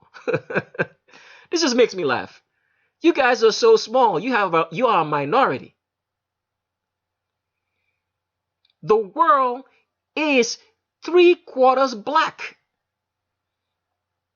The number of people just in Africa alone surpasses everybody else around the world. Talk less of the other blacks combined. That's just truth. But they make them believe that they are the minority. Because they tell you China has 1.3 billion people and the landmass is so small, and in India and all the other continents compared to Africa, so small. But they make you believe that. Why? So that the black people will never realize that they are the majority, and that maybe one person with brains will not come to that fact and make you realize, hey, we are more than them. So this myth of white supremacy is not real. That is the trick. The majority of the world's population is black. 1/4 of it is actually albino. But because the media tells us everything, and because we're trained in the media system, right? In the schools, the movies, whatsoever you hear, read, the billboards, it's all painted white. You actually believe that you're so small, that you are a minority. And that's how white supremacy thrives and progresses and keeps on controlling our lives and telling us the truth. Does that mean if a black person runs the world, it's going to be better? I'm not saying that. I'm just letting you guys know the truth because, like I've said before, the black people are the worst. Let me just say it right before anybody just jumps on me right now. Okay? Most black people are the worst traitors to humankind. Because let's make you understand that. Blacks are such horrible people that you find that black people practice white supremacy. You probably heard this before. A black person will say, no, I don't deal with black people. You've heard that. If a white person or an albino says that, we can understand that very well because that is what the system has trained him or her to be. That white people or albinos are superior over black people. But the system has never trained any black person to believe that he is superior over a white person. So where do the black people get the mentality like, I don't deal with blacks? You hear that a lot of times. I don't really deal with any black people. That's what they'll just tell you. I don't deal with blacks. You hear that all the time. And then it's so sad that people are just, even black people are prejudiced so wrongly. Like you hear a lot of women say this, especially black women, because the system is biased towards males, okay? So a black man can't say anything but he's black, even though he might look different, but he's not going to say anything else. But you find that so many black women will tell you, I'm mixed, I'm red bone, I'm mixed with Canadian or something, other than the fact that they're black. Because why? They can get away with it because they can flat iron the hair, all right, and straighten it out. They can bleach the skin, can wear makeup, and look anything else but their true black selves. So they can get away with that, okay? But black males can get away with that. I mean, if you met a cop on the road and you try to say, look, man, I'm not black, and you talk like, because they've been made to believe that blacks talk a certain way and that albinos or whites talk a certain way, and you have this black dude who may have light skin trying to act like he is not black, and the cop finds him and he says, oh, tries to talk to him like, regularly, like how cops, regularly harass black people in the United States. And he says, look, man, I'm not black. The cop is going to the cop just going to get on the phone and say, we have a very aggressive, deluded black male here. How do we proceed? But that is how most black people are. They are prejudiced against them themselves. Where did they get that from? Because the system doesn't promote black superiority. So where did they get it from? That's how you recognize that most black people are the most treacherous of all people in the world, especially the leaders. They believe everything else. They go out of their own way to destroy their own people. Where did they get that from? So that's what I'm trying to let you know, that the system of white supremacy is only possible because black people enjoy it. Most black people, some black people, I'm not saying all of it, some black people like it that way because it makes them feel that they're superior to their other black individuals or black counterparts.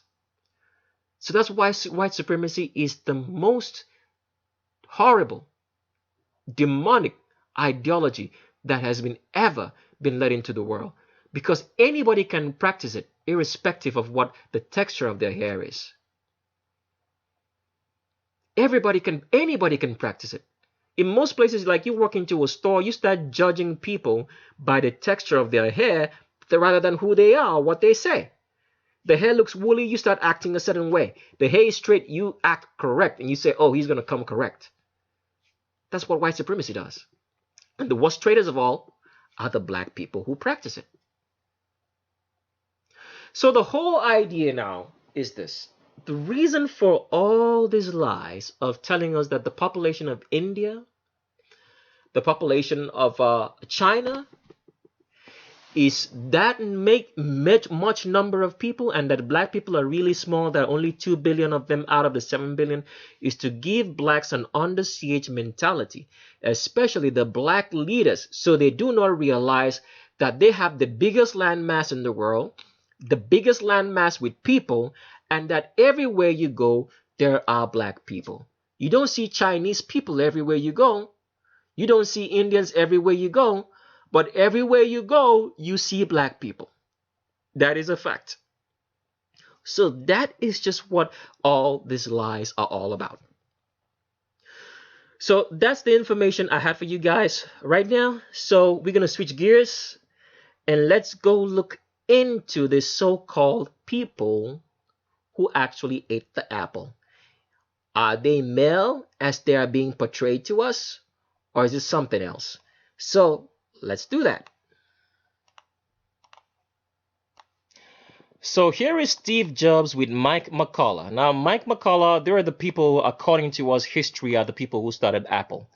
The Vatican doesn't want you to know that these guys were just the mask, or these girls, rather, let me just call them right, because they're both girls, were just a mask of Apple. That Steve Jobs was not the owner of Apple. The Vatican is the one controlling the perception of reality that we have, and putting up stooges like this as a front so we wouldn't know that there's a monarchy behind controlling everything that we see, hear, or read, and that Apple is another stooge, one of the arms of the Vatican. So here is Steve Jobs. As you can see right here, Steve Jobs has hips below the crotch. As you can see, this Q angle is very, very cute, because Steve Jobs rather was not a man, as he was made us. I'm mixing up my words. I'm sorry. Steve Jobs is not the man that we were told that he was. Steve Jobs was actually a female. I want you to take a good look at this.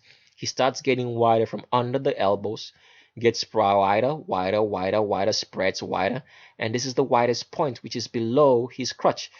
This genes has made him to have, like, the crotch is right over here, because it's one of the tricks of the trade, but the crotch is actually here.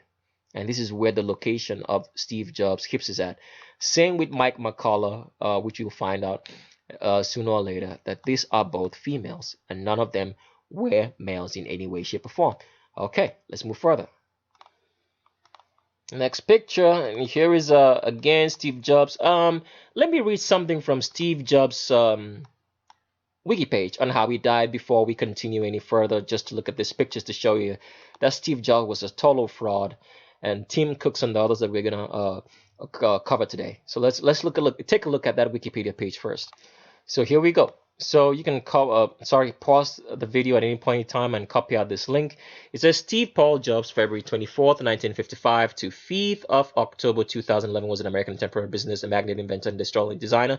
He was a chairman, chief executive, CEO, and co-founder of Apple Incorporated, CEO and majority shareholder of Pixar, a member of the Walt Disney Company's board of directors. And remember, we already covered Walt Disney on this channel.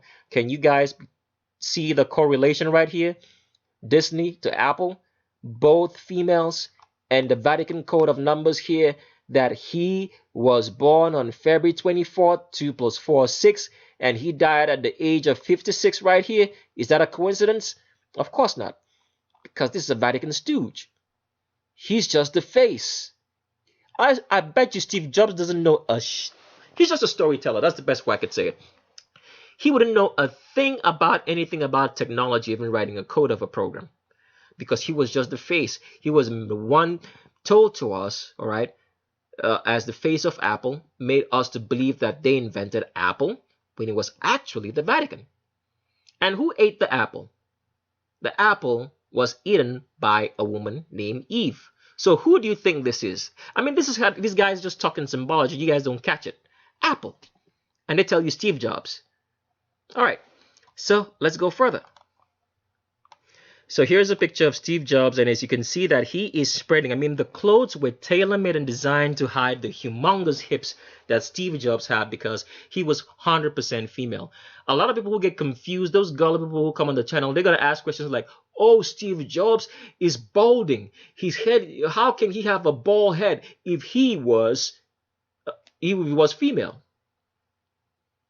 Really? Because they do not pay attention to the skeletal structure. They're still gullible in their minds, not seeing that you're looking at very humongous hips right here of a female, and this could never be a man. Let's go further. Here's another picture of Steve Jobs in his much younger years. As you can see right here, these hips are spreading and very huge, humongous hips. The crotch is not here, the crotch is right here, and this is where the hips is at, below the crotch, because Steve Jobs was 100% female, was never a man in the first place. Let's go further. Here's Steve Jobs again. As you can see, the way the arms go around here, all right, and that he starts spreading from underneath there. Let me see if I can blow this up so you guys can see. I know it's getting blurry, but he starts spreading there and gets wider. Now, this jeans is wearing and his feet are so wide apart, so he doesn't show you that the Q angle is below the crotch. But we can still see this spread right here. That is right here. It's below the crotch from where the Q angle starts. Don't mind the long lapel that he has in front to give you the idea that the crotch is right here. No man's crotch can be hung that low. His crotch is right here. And here is where the Q angle starts, because Steve Jobs is 100% female. He's not a man. Let's go further. Here's Steve Jobs again in his much younger years. I want you to take a good look. The Q angle doesn't lie. Even though the picture is blurry, it's spreading all downwards and is right here.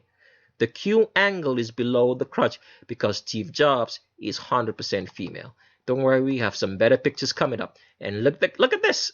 I want you to take a good look again. Here is Steve Jobs again in his much younger years. Look at that. Just take a look. The Q angle is below the crotch. See that? It's not starting way up here. It's starting below here. Look at that. Q angle below the crotch. Because Steve Jobs is 100% female. He's not a man. Let's go. Another picture of Steve Jobs here taking a phone call. And this should be as clear as night and day, even though it's black and white. But you can see that this Q angle is in the wrong position for a man. It is below the crotch. Crotch right here, Q angle is below it. And see how it spreads wider, very acute, large hips. And him making a call, or she making a call, I should say, because Steve Jobs is 100% female and is not a man. Here's Steve Jobs again. He can't seem to put the hands on the feet on the male hip because it doesn't, male waist, because it doesn't exist. That is the location of the female pelvis right there. See how that hand sits right here? Very, very uncomfortable. Because Steve Jobs is 100% female. Was never a man. All right, let's go. Here is Steve Jobs again in his younger years. I want you to take a good look. Let me try to blow this up again. Look at that Q angle right here. Look at that. Below the crotch and very, very acute. Because Steve Jobs is 100% female. Was never a man in the first place. Take a good look at that. Look at that right here. Look at that. Because Steve Jobs was a woman. 100% stooge of the Vatican. Here's another Steve Jobs right there. Younger years of Steve Jobs. Let me try to blow this up. We couldn't find a very clear, precise pictures of him looking this way, but you can see that this Q angle right here is so glaring. This is clear as night and day. Look at that. Humongous hips and Q angle below the crotch. Look at that. Look at this. All this right here. Below the crotch. Because Steve Jobs is 100% female. Judge for yourselves and see. This was no man. This is a stooge of the Vatican. All right. Another picture. Steve Jobs again. As you can see, there's an arch in that back right there with the way he is bending down, or she is bending down rather. Sorry if I confuse the words and I mix it up, him or her, but you guys know what I'm talking about. He's a she. Bending down, arch in the back right here, because Steve Jobs is 100% female, a stooge of the Vatican. So even on your iPhone, when you think that your Steve Jobs is talking to you, the Vatican is the one talking. It's not Steve Jobs. Look at this again. Steve Jobs, Q angle below the crotch with Bono. We have already covered Bono, right? Two females, and he's smiling, or they're both smiling at each other because they know what they're up or who they are, that they're covering for the big bosses in the Vatican. Steve Jobs, 100% female, Q angle below the crotch. All right, here is again. I want you to see that. It's not here. The Q angle is not above like it should be for a man. It's below. Look at this. Look at that. Below. And Steve Jobs is catwalking. Wow. Steve Jobs is catwalking like a woman because Steve Jobs is 100% female. He's not a man. All right. Here's Steve Jobs with Tim Cooks. So they switch from one, transgender male to another in Tim Cooks. And Tim Cooks openly says, "Oh, I am gay." He never told you he was female. He just wanted you to get fixated on the fact that he's a homosexual by using that beautiful word gay. Wow, look at this humongous hips on these fellas. Look at this. Look at this. Tim Cooks. Humongous hips. Both females. Let's go further. Here is Steve Jobs again. I want you to take a good look. Is that a man? Somebody might think this is a gay or homosexual man just trying to look effeminate, but no. This is a woman because she can't even find or place the hands well on the male waist because it doesn't exist. That is the female pelvis right there where his hands at. And look at this. Look at how this bum spreads out. Hanging low like a female bum usually does because the bum is going to hang closer to the edge. Like where the edge ends for a female is going to be closer to where her hips at because that's just the way the female is designed. And look at this slow hung butt because Steve Jobs is 100% female. Was never a man. Right, let's go. Here's Mike McCullough. We already covered that, but you can see that the Q angle here is below the crotch because Mike McCullough was also a female.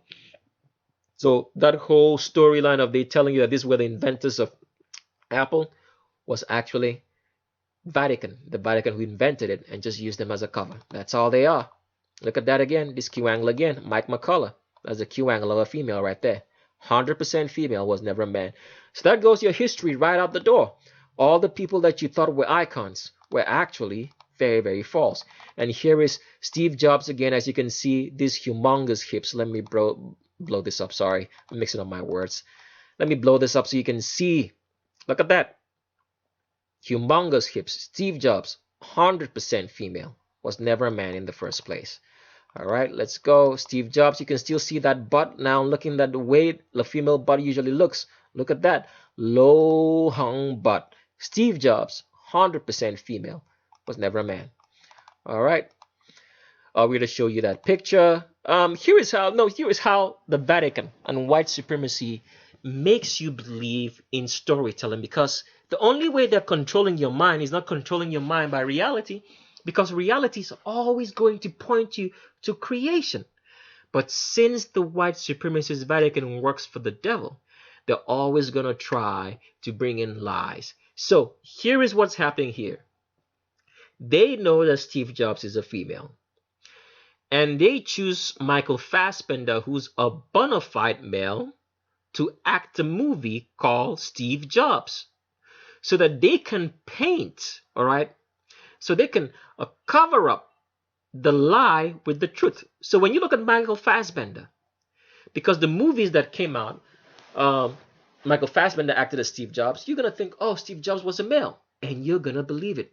The same thing they did with Selena Q. Selena Q was male. They made Jennifer Lopez, who's a bona fide female with a very curvaceous figure, to act like Selena Q and sell you the lie with the truth. That's what they do. So I just wanted you to see that so you guys can know how these guys operate. Here is Tim Cooks. As you can see, these are the humongous hips of a woman. Tim Cooks also. The current, I don't know if it's Tim Cook or Tim Cooks, but whatever the case, you know who I'm talking about. This is a woman. It's not a man also. All right, let's go. Some other pictures of this is okay. I already showed you this before. Mike McCullough and Steve Jobs. Here, as you can see, this Q angle doesn't lie all day. It's below the crotch because Steve Jobs, as you can see, is a female. So I wonder if all that his sickness was as a result of taking all the hormones in trying to stay male, or was it just a fabrication? We'll never know, but we know this for sure, that Steve Jobs was 100% female, was never a man in the first place. So let's go some more pictures, and here is who? This is Tim Cook's. Look at that, humongous hips below the crotch and Q angle. Look at that. This kind of hips would make any woman jealous. Look at that, humongous hips, because he's 100% female, was never a man in the first place. Tim Cook's again, look at that. Tim Cook's trying to hide the hips by spreading the legs way too wide, but we can see that he's spreading from the elbows and getting wider because Tim Cook's is 100% female. You're going to take a good look at that face and see if you've been looking at the face of a male or female for a very long time. Let's go. Another picture. Look at this. Look at this. Humongous looking hips. Q angle below the crotch. Crotch right here. Look at that. How wide and how huge this hourglass figure is of the hips. Because Tim Cook's is 100% female. And the navel is in the wrong position. It's set way too high in the torso of the body. It should be lower if this was a male, but because it's not, it's set higher, and this humongous hips and him spreading wider from underneath the elbows all the way down shows you that Tim Cook is 100% female. Look at that face now. Is that the face of a male? You can tell right now that you've been looking at a woman all along because your eyes were closed. You were listening to the fine storytelling that the albino supremacists in the Vatican are telling the world every single day without looking at the reality. Let's go further. Here is Tim Cook's again. Look at that. Q angle is below the crotch because he's 100% female. That's a woman walking and smiling. 100% female. It's not a man. Some more pictures. Tim Cook's again. Look at that hourglass figure. Elbows right here. Spreads wider, wider, wider, wider, and the widest point is below the crotch because Tim Cook's is 100% female. Tim Cook. Sorry if I say Tim Cook's or Tim Cook. You know who I'm talking about. All right. Tim Cook again. Look at that. Wide hips. Goodness gracious. This would make any woman with very small hips very jealous. Look at the wide hips spreading, just jutting out from the body ridiculously because Tim Cook is 100% female. That is a woman. It's not a man. You've been lied to that your favorite Apple phone was owned by some great man when you did not know it's owned by the Vatican. All things come from the Vatican. Let's go. Here is Tim Cook again. Look at that Q angle right there. Says, I'm female all day. Because this is a woman. It's not a man. All right, some more pictures. And look at Tim Cook's face now. Look at that. Clear as night and day. You've been looking at a female all along, lying to you that she is gay or homosexual man, when in actual reality, it's been a woman all day. Okay. Let's go some other pictures again. Look at Tim Cook again. Let's blow this one up so you can see clear as night and day that you're looking at a female starting to spread from underneath the elbows. He gets wider. See that? Wide, wide, wide, wide, and it ends right here. And the Q angle starts there below the crotch because Tim Cook is 100% female. Q angle starts right here below the crotch. Tim Cook, 100% woman. Apple, apple, apple, apple. Eve ate the apple. Okay, let's go. Tim Cook again. They cut this one up because they didn't want to see when you see the hips, right? The Vatican knows his job, but you can still see that he's spreading wider from below the elbows. Let me blow this up so you guys can see. What's wrong with my mouse? Come on. Look at that. Spreading wider right here. Spreading wider below the crotch. Tim Cook, 100% female. Let's go. Now, here is, I don't need to say anything anymore. You guys can see it really here, that he gets wider from underneath the elbows and terminates here. The Q angle begins here below the crotch because Tim Cook is 100% female, was never a man in the first place. A stooge of the Vatican, a servile, obedient person to the Vatican. That's what Tim Cook is. He's not an entrepreneur. He's just a storyteller. I'm sure he doesn't know any lines of code. All right, let's go. Just telling you stories. Tim Cook again. Look at that. Q angle. It's below the crotch. Below the crotch. Because Tim Cook is 100% female. Q angle below the crotch. All right, let's go. Tim Cook again. Q angle below the crotch. 100% female. Was never a man in the first place. Okay, next picture. Oh, I went too fast. Sorry. And look at this. Who do we see Tim Cook with? Oh my goodness gracious. The boss of bosses. This man who makes you think that he's just a religious leader, looking like a weakling, who is responsible for all the chaos, what he represents, not just him, the Vatican, the white albino Vatican with their stooge in Tim Cook. But he is still spreading from underneath the elbows because Tim Cook is 100% female, answering to his boss. All right, let's go. And who is this again? Tim Cook. We'll have a video on this fella soon, so just stay tuned. It's gonna be primed for something else. But nevertheless, these are two women right here. Tim Cook, a stooge reporting to another stooge who reports to the boss here. All right, let's go. Who is this? If you don't know, it's Pope Francis of the Vatican. This is the ruler of the New World Order and the world in general. All governments, they are run by him, not specifically by him, but by whosoever he represents, because he represents the Vatican, which runs the world. So let's go. Another picture. Oh, sorry. Well, we finished with Tim Cook, so we're jumping to somebody else here. Ronan Farrow. Ronan Farrow is the guy or the girl. As you can see, you're looking at a girl right there, who brought to us the so-called news that Harvey Weinstein has been busy molesting a lot of women over a certain period of time in Hollywood. Are you to believe a word that comes out of this fella's mouth when he hasn't told you that he is female with this Q angle right here below the crotch? Because Ronan Farrow is 100% female and not a man.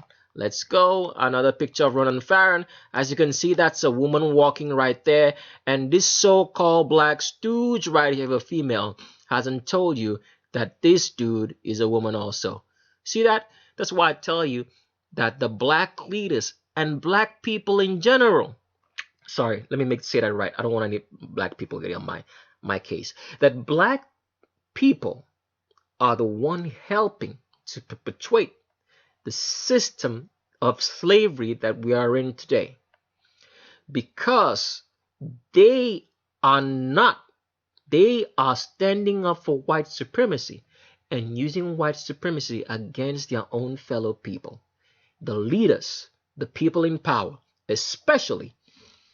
All right, so let's go on. Here is it. Q angle below the crotch because Ronan Farrow is 100% female. Was never a man in the first place. All right, let's keep going. Ronan Farrow again. You can see that. Look at that. There is an arch in the back. As you can see how this pelvis is tilted forward right here. I don't know if this is his mother or so, but whatever the case, look at that pelvic tilt and the waist. See how that arm goes around there? It's very, very comfortable because that is the waist of a female. And look at that arch in the back right there, and the pelvic tilt going all the way down. And this is where the hip terminates, from where you have this acute Q angle, which is below the crotch. Because this so-called reporter of truth in the Harvey Weinstein fabricated case, because the Vatican doesn't want you to understand that Hollywood is run by them and that they're the ones committing pedophilia. They always want you to believe that any pedophilia cases committed in this world are committed individually by their priest and is not an organized system of pedophilia. They don't want you to know that. That is why the Vatican owns all orphanages. They're in the hospitals, so they can take and will children any way they want, for whatsoever purpose they want to use them to construct and mold your reality and lies that they tell you, such as the fact that China has 1.3 billion people and that India has 1.2 billion people who came out from nowhere all of a sudden, which we never heard this kind of stories before, Because I've lived for at least 30 years in this world. I never heard that. And then all of a sudden, China and India became the population hubs of the world because they don't want you to know that black people are more than anybody else in the world, and they want the blacks, especially the leaders which they use, to have an under siege mentality that they are smaller. Those are the stories that we hear because the white supremacists, the white albino or the albino Vatican loves telling us stories, and that's how they bewitch our minds. Well, we're going to find detail and explain all that in the book so you can understand what it actually means. But Ronan Farrow here is 100% female, was never a man. And whatever reports that he gave to you about Harvey Weinstein all came from the Vatican. Let's go. Harvey Weinstein again. Oh, sorry. Did I say Harvey Weinstein? Ronan Farrow again. 100% female. Look at that.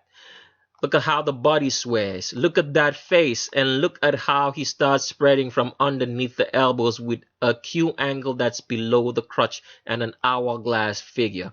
Because Ronan Farrow is 100% female. That's not a man. All right. Let's go. Another picture right here. You can still see that pelvic tilt and arch in the back. I don't know which lady who's this, but I think she's very popular in the media, something like that. But this lady is also a fraud. Sorry, this lady is also a fraud because she did not tell you the truth that Ronan Farrow is 100% female with an arch in the back and the Q angle that's below the crotch. They are both puppets of the Vatican lying to you. All right, let's go.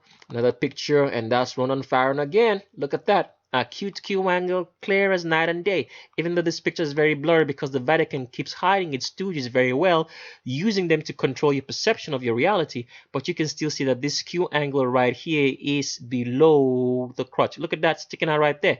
Whop. And very, very acute. Whoosh. That is a woman. 100% female. Is not a man. Let's go. And who is this? 50 cents. So if you ever, let me tell you something about 50 cents. So you can know that these are pure actors and stooges of the Vatican. When 50 Cent came out a couple of years back, he was all like this, muscular man from the hood, tough street guy. He got shot, was wearing a vest around, trying to prove that he was such a tough guy. Then all of a sudden, from being super tough guy, nowadays, what does 50 Cents do? Tell jokes. Makes you laugh. What does that tell you? So all that was all an act. He was not who he claimed to be. And here he is with Ronan Farrow. So if 50 Cent is ever telling you the truth, is he telling the truth about Ronan Farrow? Let's ask him a question. What is he doing with him? All right. But we can see that the Q angle of Ronan Farrow here is below the crotch. It's very, very acute, as you can see right here. Let me blow this up again so you guys can see very, very well and see what's going on here. Look at this. Below the crotch, because Ronan Farrow is 100% female. And 50 Cents can tell you the truth about this fella. You can't believe a word that comes out of his mouth. He's just another Vatican stooge and employee. So that's what I'm telling you. That black people, or black leaders in general, because I would consider 50 Cent a leader because he's a leader in the hip-hop society or whatsoever, are the worst traitors humanity's ever faced. People think that white supremacy is bad, but these are the people like 50 Cent that are making it far more worse. Because instead of telling us the truth, seeing the enslavement that's going on in the world, especially targeted at black people as well, he would not say a word about it, but only join. Because they can't, even if they belong in some sort of, because all of them are Freemasons in the first place. But there's a certain thing that you look at and see, oh my goodness, this is way too much. Even though I'm a Freemason, I have Masonic codes to abide by, but the enslavement and the suffering is way too much. Martin Luther King was a Mason, but he did what he ought to do. He gave us some truth, no matter how bad it was. He gave us the truth, even though he was a Mason. I believe he was a Mason. That is my understanding, because he couldn't have been given the platform to speak and the media to be heard all around the United States during the Civil Rights era if he wasn't an employee of the system, which is run by the albinos today from the Vatican. That's just fact. All right, let's move on. Let's move on now. And here is Candace Parker. As you can see, Candace Parker has a straight back all the way into the pelvis. Candace Parker is no female. This is a straight up man. Don't let him lie to you any much more longer. You've been looking at a man playing basketball, female basketball, for a while and winning all the awards, because Candace Parker is one of them. Let's go, another picture. Here's Candace Parker, as you can see.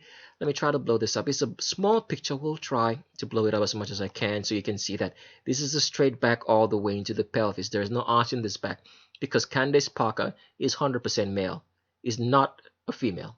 Straight back all the way, no arch. All right. We had some more revealing pictures of Candace Parker, but because we're trying to keep the channel up as long as we can, it was an ESPN issue. Just go if you just Google the ESPN cover edition for Candace Parker online, and you'll see those pictures for yourself, and you can tell glaringly that you're looking at a man right there. The back is going to be straight, the Q angle is going to be above the crotch and not below it. But here it is, Candace Parker, straight back all the way down into the pelvis, no arch, because Candace Parker is 100% female, 100% male and not a female. Let's go, another picture, Candace Parker. So you can see the Q angle here is above the crotch, is not below, above. And we think he has some sort of like hip padding or whatever that's underneath the clothes to give us this figure, but 100% male all the same, because the widest point is still above the crotch and not below it like a female should be. Candace Parker is 100% male. It's not a man. Oh, sorry, it's not a female. And here's Candace Parker again. As you can see, the back is straight. And the Q angle even from the back, this is the whatever, this is where the crotch is right there, and this Q angle is above, very far away from this, because the bottom line will be around here, and the Q angle is right there, because Candace Parker is 100% male, straight back, as you can see right here. This is not the back of any female. This is 100% man, playing females basketball and winning all the awards. All right, we moved on to another person. This is 6ix9ine. 6ix9ine is very, very popular as a kid who sings rap music or whatever he spills out of his mouth. I don't know, but 6ix9ine is 100% female. As you can see right here, this navel is set way too high, even though the picture is blurry, but you can tell that's navel because they make it blurry for a purpose. So this is a well-constructed picture by the Vatican to hide the fact that they've taken this young child and turned it into what it is. You can see right there that this navel is high, so high above the torso of the body, and it's tilted forward. As you can see, he's spreading wider from underneath the elbows, because 6ix9ine is 100% female and not a male as being portrayed to us. And here is 6ix9ine again. As you can see, there's an arch in that back, and that's his huge pelvis right there, because 6ix9ine is 100% female. You can even tell by the nipples, like by the color of the areolas around it, that this is the color and areolas of a female and not that of a man. All right, because 6ix9ine really is 100% female and is not a man as the media portrays it to be. There's an arch in that back and that huge pelvis, as you can see from right where the elbows are at, because 6ix9ine is 100% female and not a man. And here is 6ix9ine again. As you can see, the hourglass figure starts showing. That's the elbows right there, where the elbows usually tuck into the female form and for the contours of the body. And that's what you're seeing with 6ix9ine right there, because this is a female with huge pelvis, a huge pelvis, and hips probably below the crotch, which we can't see, which they are hiding because they don't want you to know that 6ix9ine, who's being used to mold the minds of a lot of young teenagers right now, is actually a female, not a man. And here's 6ix9ine again with what's the name of this girl? Oh goodness gracious, let me get the name of this lady. Oh, this is Lala Anthony. And Lala Anthony seems to be everywhere we find any transgender.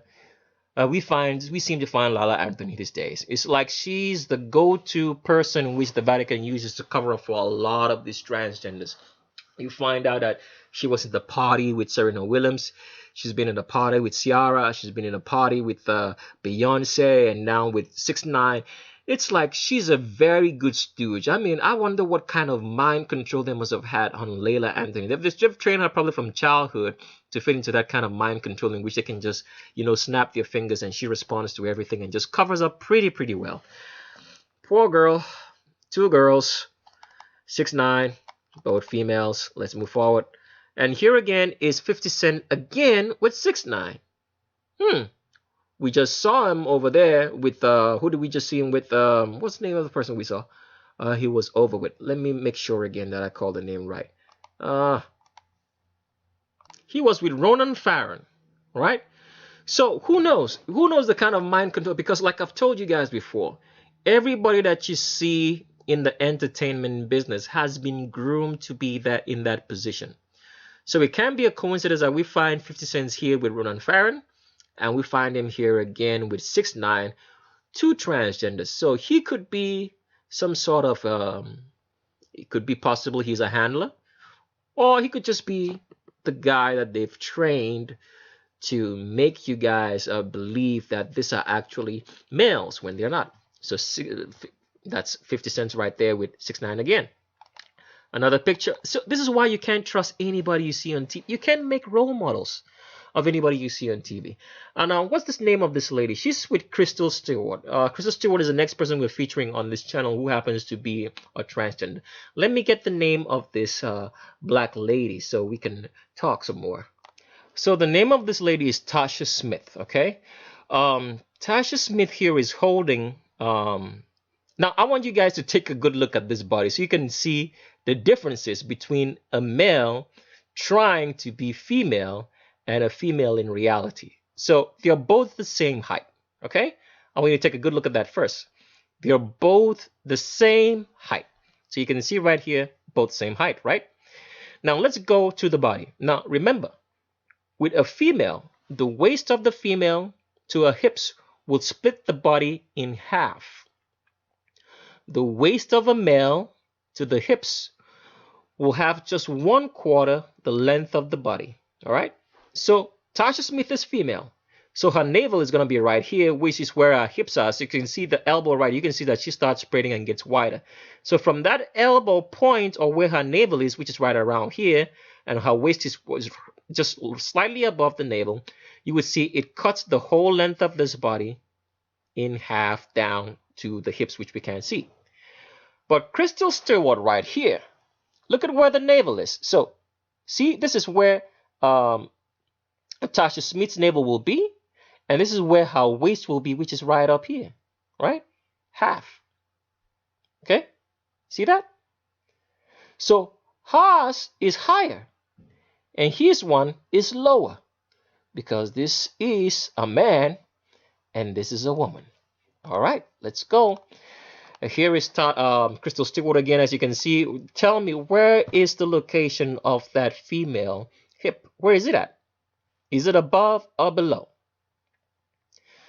Well, you can see the widest point is right here, above the crotch, above it. Because Crystal Stewart, which is she's in the movie right now called Acrimony by Tyler Perry, which a lot of people believe is the most truthful man in the world, tells you the truth, is a man of God, is all false. These are all Vatican creations. Nothing but lies coming out of your mouth. Don't trust a word that Tyler Perry tells you. No matter the joke he cracks, he's telling you no truth because you're looking at 100% male right here and not a woman. All right. And Crystal Stewart. Look at that, Crystal Stewart, straight back. They would have had a few ribs removed, but it doesn't lie. The Q angle right here is where it's above the crotch. It's not below it. This is where, okay, let me blow this up so you guys can see very well. Look at this. This Q angle is right here. It's above the crotch. It's not below it. Because Crystal Stewart is male. It's above. The Q angle is right here. Is not below. If she was female, it would be right around here below. But look at the distance. That's where the Q angle is. And don't worry, it's got some ribs removed, some body contouring to make it look like it has an arch, but it's no arch. It's a straight back, as you will see in the next picture.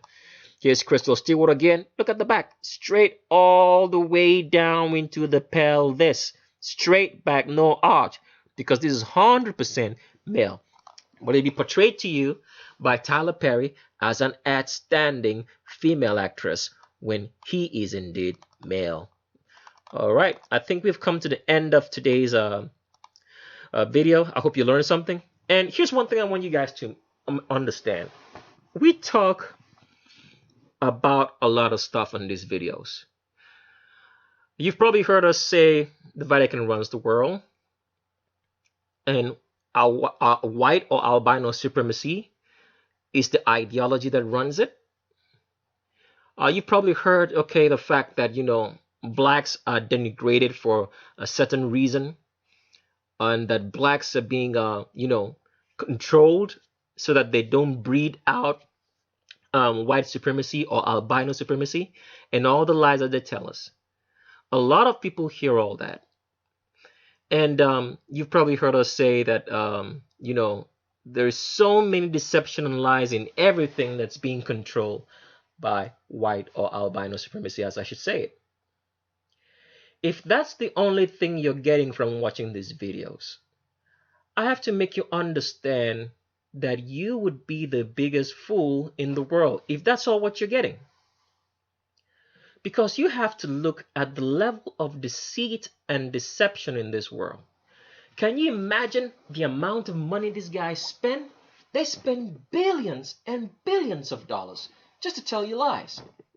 So for example, if you're on a flight, if you fly on an airplane, and the flight tracks where your point of origin to your destination, you can see that fine animation that's being played over, telling you over which countries and trying to make you believe that the world is a globe. There is so much money going into that to create such animation and such lies to control your reality. And then there's so much money spent to maintain those lies so that you guys keep believing it. Why would this guy spend this kind of amount of money?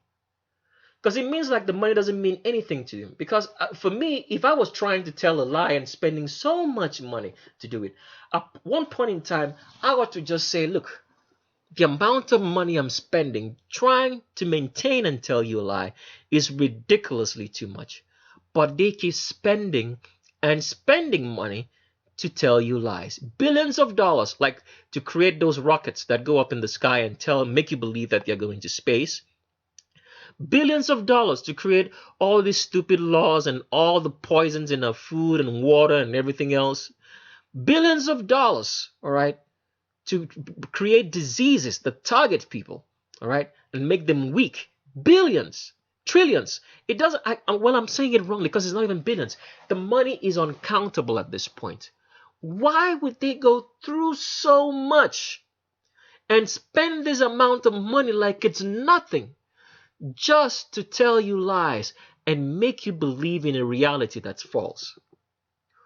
When you ask that question, you're going to find out that this is not about transgenders, it's not about the Vatican, it's not about white supremacy. This is more than something else. And this goes down to the very words of Yehoshua. He said this: of what benefit is it that a man should gain the whole world and lose his soul? What was Yehoshua saying? He was saying that there is no amount of money or any amount of wealth of all the world cannot be equal to a soul. So what should you learn from this? If you look at the money these guys are spending to tell you lies, then you should understand that the business is not about telling you lies. The business is not about transgenders. The business is not about the Vatican. The business is not about white supremacy. The business is about your soul. It's a business of souls. So if the only thing you're getting from watching the videos is that transgenders are in public spheres controlling your reality, and the Vatican is the one using them, and that white supremacy is an ideology that's running everything else, and that blacks are being denigrated, you're hearing the wrong information. What you ought to hear is that all these lies, all this deception, all this money being spent is for your soul. It is in the business of souls. Is it Satan? Is in the business of looking for your soul. And God is in the business of having it. That is what you ought to get. So if all you're getting is just transgenders, you're getting the wrong message. And you're going to end up where you're not supposed to end up. The question you need to ask is, who do you stand for? Where is your soul going? Is it going to Satan, the devil, or is it going to God? Because that is what this is all about. I want you to take that from this. So with that, we come to the end of today's video. I know it was a long video, but we always have to tell you the truth. Even if it's the last thing we do, that's all we have, and that's all we'll provide. And we leave you with these words: look with your eyes, but see with your brain. Stay tuned, and I'll talk to you again.